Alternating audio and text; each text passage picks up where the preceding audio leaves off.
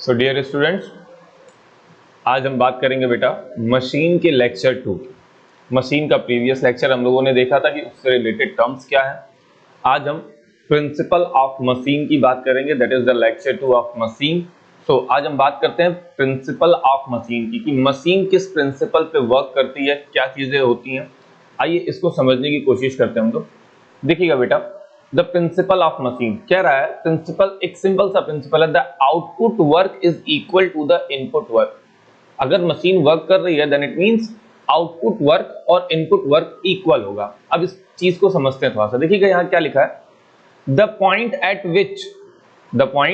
Which the energy is supplied, जिस point पर आप एनर्जी सप्लाइड करते हो देन इट मींस एफर्ट करते हो, to a machine by applying the effort, then it means आप एफर्ट लगाकर उस पे एनर्जी सप्लाई कर रहे हो। The point at which the energy is supplied by a machine by applying a effort is called the effort point, यानी कि जिस पॉइंट पर आप एनर्जी सप्लाई करते हो that point is considered as the effort point. दिमाग में रखिएगा बेटा।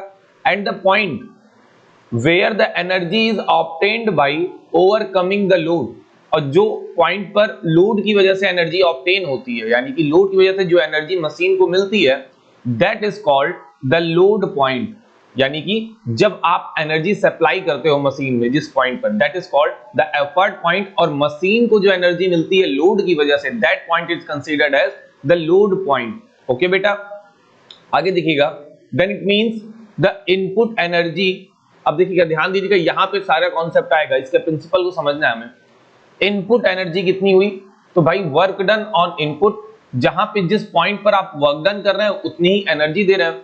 The work done at the effort point, यानी कि एफर्ट पॉइंट पर आपने जितना वर्क डन किया दैट इज द एनर्जी। तो इसका मतलब अब वर्क डन कैसे निकलता है, effort is the force, effort into displacement of the point of application of effort, यानी कि एफर्ट की वजह से डिस्प्लेसमेंट कितना हो रहा है। तो अगर आपको इनपुट एनर्जी निकालनी है देन इट मींस टू से एफर्ट, एंड एफर्ट की वजह से जो डिस्प्लेसमेंट हो रहा है, so the displacement of the point of application of effort, that is the input energy. अगर मैं आउटपुट एनर्जी की बात करूंगा बेटा, so what is the output energy, तो आउटपुट एनर्जी में सबसे पहले हम बात करेंगे work done by the load, यानी कि लोड के थ्रू जो वर्क डन हो रहा है, लोड पॉइंट के थ्रू जो वर्क डन हो रहा है, ये क्या आएगा, तो सबसे पहले लोड भी एक तरीके का फोर्स है, और into displacement, so the displacement of the point of application of load, load के एप्लीकेशन से कितना डिस्प्लेसमेंट हो रहा है हमें ये देखना है। तो हमें इनपुट एनर्जी और आउटपुट एनर्जी मिल जाएगी। तो बेटा हमारे लिए इनपुट एनर्जी जो है वो क्या हो जा रही है, तो हमारे लिए जो इनपुट एनर्जी है बेटा वो हो जा रही है हमारा एफर्ट, ठीक है, और इनटू एफर्ट की डिस्टेंस, यानी कि एफर्ट जितना डिस्प्लेस कर रहा है, ठीक है, डिस्प्लेसमेंट ऑफ एफर्ट पॉइंट, ठीक है। और इसी तरीके से हमारी आउटपुट एनर्जी क्या हो जा रही है, ये तो हम मशीन में इनपुट कर रहे हैं, आउटपुट एनर्जी क्या हो जा रही है, लोड, ठीक है, into that is the load. तो लोड इनटू क्या हो जाएगा बेटा, displacement of the load point, तो यहां पर भी हम लोग डिस्प्लेसमेंट ले लेंगे। तो इस तरीके से हम क्या करते हैं, इनके इनपुट और आउटपुट एनर्जी को इक्वल करते हैं, दैट इज द प्रिंसिपल। अगर आप पहली लाइन देखेंगे तो पहली लाइन में क्या लिखा है, the output work is equal to the input work. तो आउटपुट एनर्जी की बात करें या वर्क की बात करें, दोनों सेम चीज होती है, ठीक है। तो इसका मतलब हमारी जो आइडियल मशीन होती है, एक सिंपल सी आइडियल मशीन जो होती है बेटा, वो इसी कॉन्सेप्ट पे काम करती है। The for an ideal machine output energy is equal to the input energy. एक आइडियल मशीन के लिए ये चीजें इक्वल होनी चाहिए। अब प्रॉब्लम आती है कि आइडियल मशीन और एक्चुअल मशीन क्या होती है।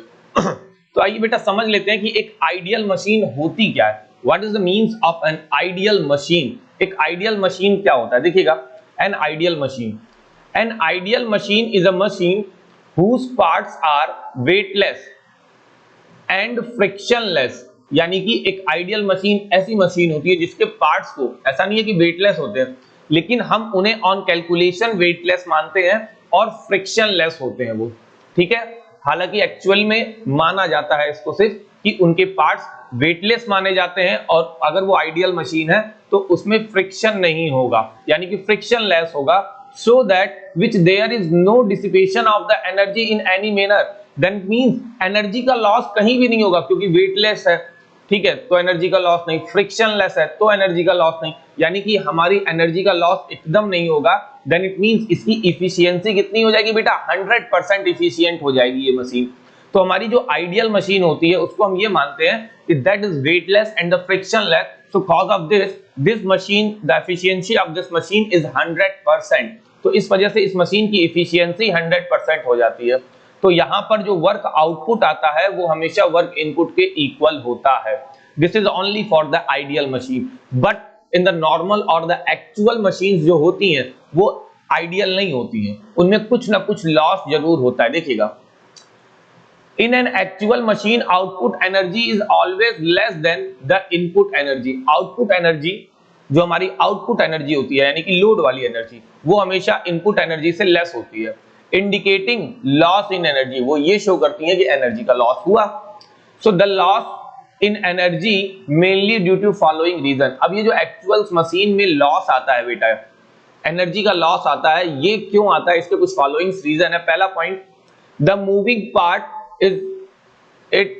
the moving part in it neither weightless or nor smooth, यानी कि frictionless, यानी कि जो मूविंग पार्ट्स है मशीन के वो या तो वेटलेस नहीं है या तो फ्रिक्शनलेस नहीं है, तो कुछ ना कुछ तो होता है।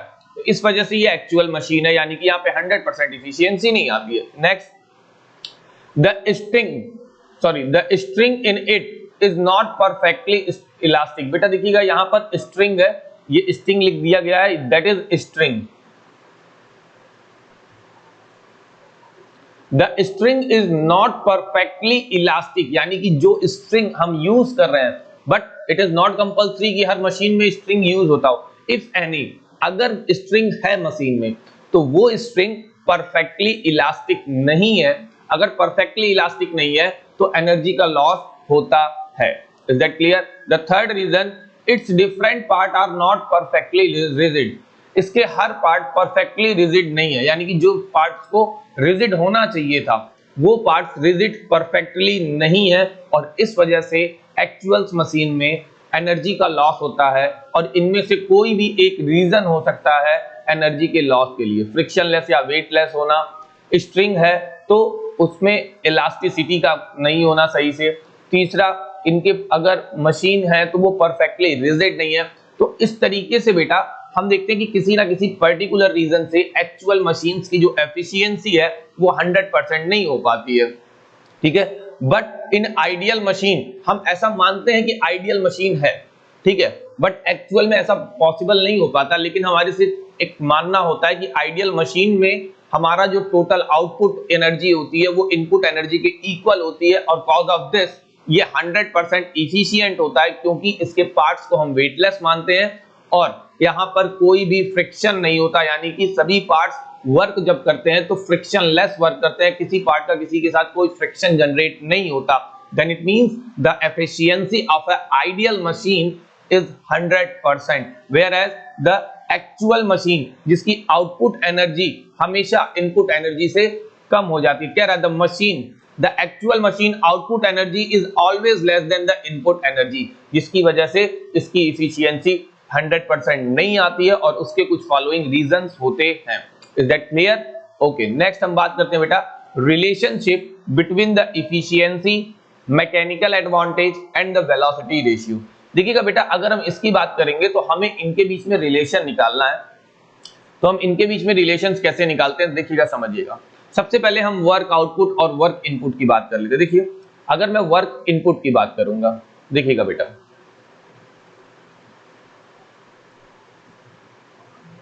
What is work input?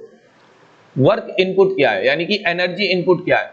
इसका मतलब एक और मैं वर्क इनपुट की बात करूंगा तो आपने ऊपर देखा होगा वर्क इनपुट क्या है, यानी कि एनर्जी इनपुट क्या है। Input energy work done at the effort point, तो हम यहां वही लिखेंगे work done at the effort point. तो work done at the effort point क्या होता है, effort into displacement by the effort, ठीक है, that is the work input. Okay, now work output,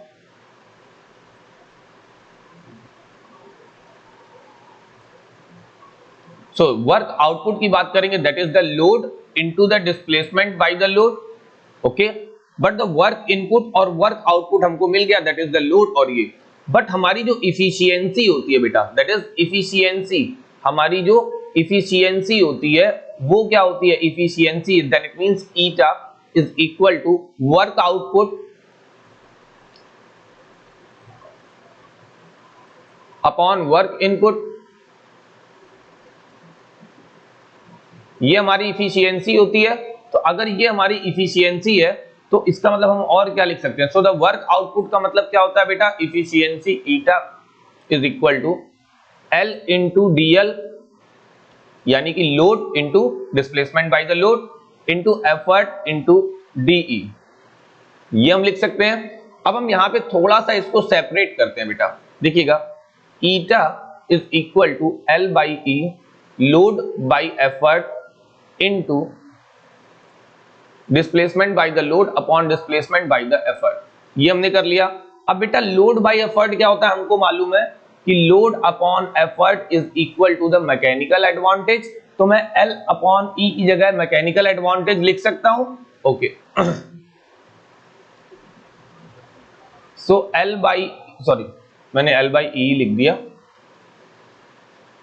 तो मैं इसको क्या लिख सकता हूं बेटा, mechanical advantage, that is the mechanical advantage into, अब ये क्या होता है बेटा, इसको थोड़ा सा समझने की कोशिश करते हैं। इसको हम क्या लिख सकते हैं, देखिएगा हम लोग इसको कैसे लिख सकते हैं। देखिए हमारे पास dE अपॉन dl पता है, dE अपॉन dl क्या होता है बेटा, वेलोसिटी रेशियो, क्या होता है बेटा, velocity ratio is equal to the displacement by the effort and the displacement by the load, तो ये होता है हमारा वेलोसिटी रेशियो। लेकिन यहां पर इसका रेसिप्रोकल फॉर्म में, यानी कि अगर मैं इसको रेसिप्रोकल करूं, इसका रेसिप्रोकल करता हूं तो देखिए क्या आएगा, वेलोसिटी रेशियो इज आल्सो, अगर velocity ratio dE upon dl के इक्वल है तो 1 बाई वेलोसिटी रेशियो कितना आएगा, इज इक्वल टू, देखिएगा अगर 1 बाई वेलोसिटी रेशियो लेंगे तो इसका रेसिप्रोकल किया तो इसका भी रेसिप्रोकल करना पड़ेगा, यानी कि dl ऊपर आ जाएगा और अपॉन dE नीचे आ जाएगा। तो इसका मतलब मैं dl अपॉन dE की जगह क्या लिख सकता हूं, 1 बाई वेलोसिटी रेशियो लिख सकता हूं। ओके, तो मैं यहां लिखता हूं 1 by velocity ratio, 1 by velocity ratio, ठीक है, ये हम लोगों ने लिख दिया।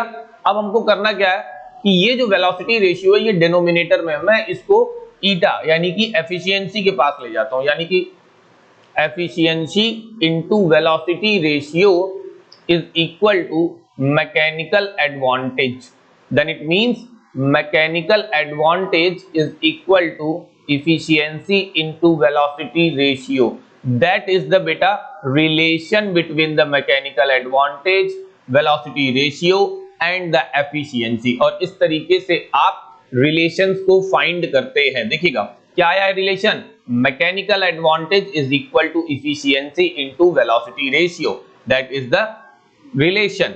ओके, तो बेटा फिर अभी देख लेते हैं कि हम लोगों ने क्या क्या पढ़ा, एक बार हम लोग क्विक रिवाइज करते हैं फिर आगे की चीजें हम लोग देखेंगे।